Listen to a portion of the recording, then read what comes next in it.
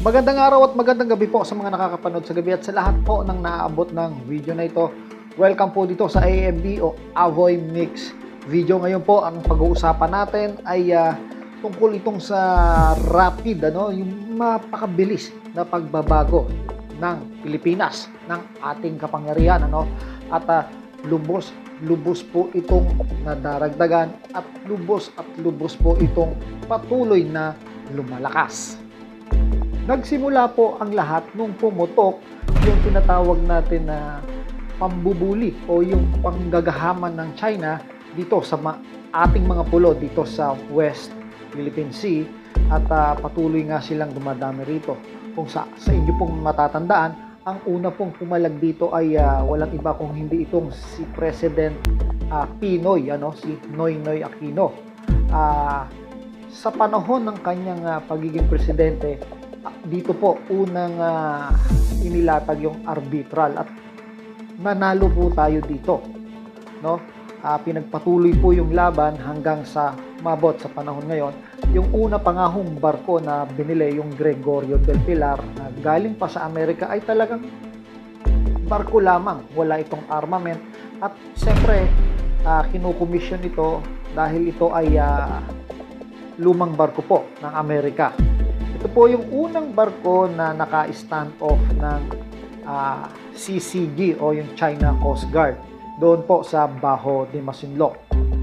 Lumakad pa ho ang mga panahon at nagpatuloy pa ang pambubuli nitong China. Hindi pa po yun natapos doon, na nagtuloy-tuloy sila at nagkaroon ng mga usapin, pero hindi po sila kahit kailan sumunod sa mga usapin na sila rin ang may gusto. Hanggang sa dumating na po tayo dito sa punto ng yung virus, itong COVID virus at pandemic. Nagkaroon po ng mga lockdown. Pero nagpatuloy po tayo sa pagbili, o yung pag-build up ng ating military sa kabila ng mga lockdown na ito, Marami na pong bansa yung halos dumapa yung kanilang ekonomiya, pero ang Pilipinas po ay nanatiling malakas yung ating ekonomiya dahil dito sa tinatawag nilang emergency fund, Maaaring dito sa emergency fund na to, dito po kinukuha yung mga pambili para ma-boost o mapalakas ang sandatahang Pilipinas. In fact, hindi lang sandatahang Pilipinas ang natulungan nitong emergency fund na ito, pati ang ekonomiya, kasi dito rin kinuha yung pantustos sa mga pangangailangan ng taong bayan para makasurvive po ito sa araw-araw na pangangailangan. At sa isang dako po, sa kabila nito, ang China po ay nagpatuloy sa kanilang masamang hangarin.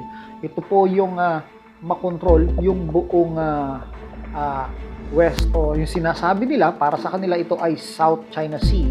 Ngunit sa atin, tinatawag natin itong West Philippine Sea. Yang kabuuang lawak na yan ay gusto nilang makontrol halos 90% ng karagatan. Maaring naging mabagal yung aksyon ng ating gobyerno dahil na rin siguro sa ating paniniguro na tayo ay mananalo. Sapagkat itong China na ito ay may malakas na kapangyarihan. Ang kanilang military kumpara sa atin ay napakalaki ng bilang, hindi lang sa tao, maging sa kanilang mga kagamitan. Pero po masasabi natin na hindi pa huli ang lahat, sapagkat nitong mga nakaraang taon ay nakabili po tayo ng mga military asset para makatulong sa ating pagtatanggol sa ating bayan. At bukod dyan, naging epektibo naman po ito at bumuhos po ang tulong mula sa ibang bansa. At naging matagumpay po yung ating pagnanasa na maisakatuparan yung military upgrade. So, makikita nyo po, mula sa isang supersonic missile, meron na po tayo niyan at kasalukuyan po naka-install na po dito sa Pilipinas ang Spider missile at yung isang dosena na jet fighter na binili natin sa Korea. So ito ay malaking bagay. Gayunpaman, nakabili rin tayo o sunod-sunod po yung pasok nitong mga warship natin, at yung iba dito na po ginagawa sa Pilipinas. Ito po ay isang malaking katuparan ng isang propesiya, kung matatandaan nyo po, naglumaganap yung mga upload dito sa kahit sa YouTube o Facebook yan, yung ang Pilipinas daw po ay magiging pinakamalakas sa loob ng ilang taong magdaraan pa, So, sa ngayon po, mula nung pandemic or 2020, ilang taon pa lang nagaganap o dumaraan, ay malaki na po kaagad ang pinagbago ng sandatahang Pilipinas. Sa ngayon po ay may order po tayo o naghahanap pa tayo ng biruin mo, 4 na po bilang, 4 na pong jet fighter. Itong nasa screen po, ito po yung napupusuan natin, meron kasing 3 yan, yung Gripen, yung F-16, ito yung F-16, at itong bago, ito yung kamukha ng F-35 ba yun, na jet fighter. So, ang punto po dito ay ang lahat pong ito ay binibili natin. Nakukuha po naman natin ito sa kahit sa mahal na presyo, At magtataka ka, ang kinukunan nito ay maaaring sa buwis ng taong bayan, pero hindi po sa tingin ko kakasya yon. Meron po silang tinatawag na secret fund, Ano po kaya itong secret fund na ito, Hindi po natin alam, kaya nga po secret.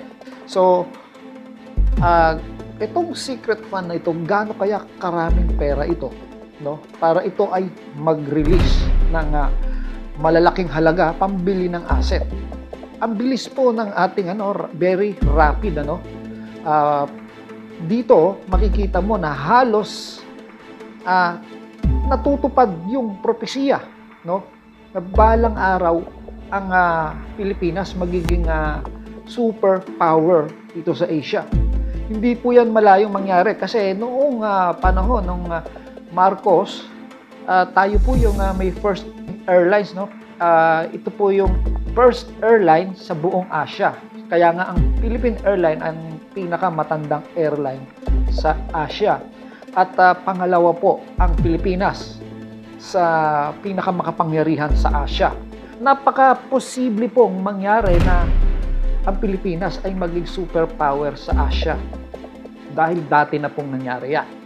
Alam po nila na ang mga Pilipino ay magaling at bihasa sa gera sapagkat tayo po ay well-experienced simula't simula pa lamang.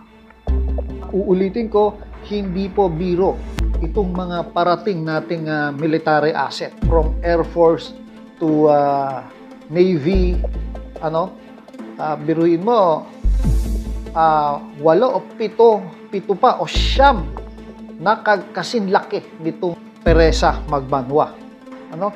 So sa madaling salita, marami pa tayong o-orderin, bibili pa ulit tayo niyan. Ang alam ko, meron pang submarine, di ba? At itong sinasabi nga nila na yung mid-range missile.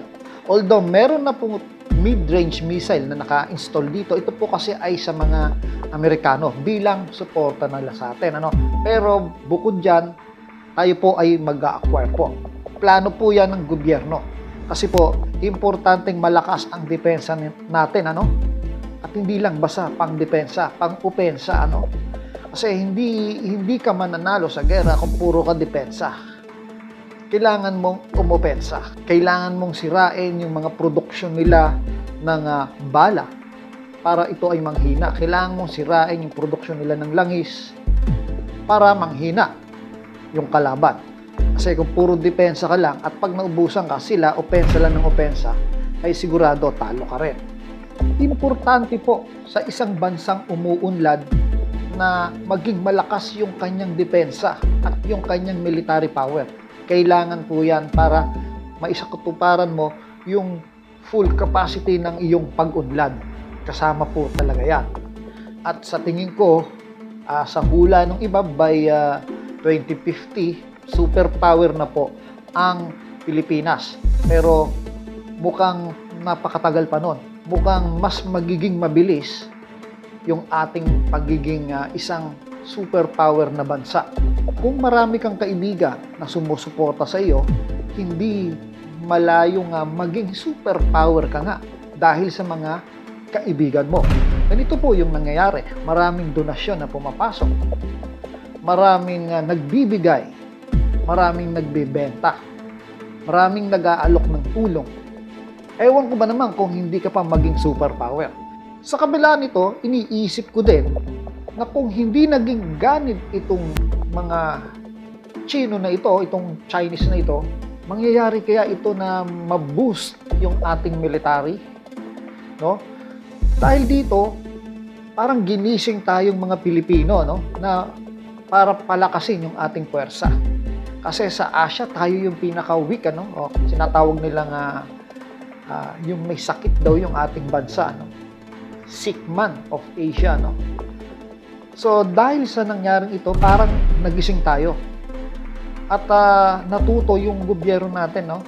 At salamat sa kasalukuyang gobyerno, patuloy siyang sumusuporta yung gobyerno natin sa ngayon, no? Sa pamumuno ng ating mahal na presidenteng Bongbong Marcos, na ginagamit niya yung pera at may nararating yung ating pera. Kung ito man ay buwis, ay nakikita natin, nabibili yung dapat mabili para sa Pilipinas. Ganyan po seryoso ang ating gobyerno ngayon na mabago nito yung imahe niya para sa mga mamamayang Pilipino. So, maraming salamat po at sana ipagdasal po natin ang ating bansa na maging isang superpower nga ang Pilipinas at hindi na humantong pa sa labanan, ano? Wala pong may-ari ng dagat. Ang lahat po yan ay pag-aari ng Diyos. Hinihiram lang po natin. Hindi natin kailangan yan bakuran. Hindi kailangan angkinin. Kailangan mag-share po tayo sa anumang biyaya ng dagat. Hanggang dito na lang po. Maraming salamat po. Ito po ang inyong lingkod, ang Aboy Mix Videos. Hanggang sa muli.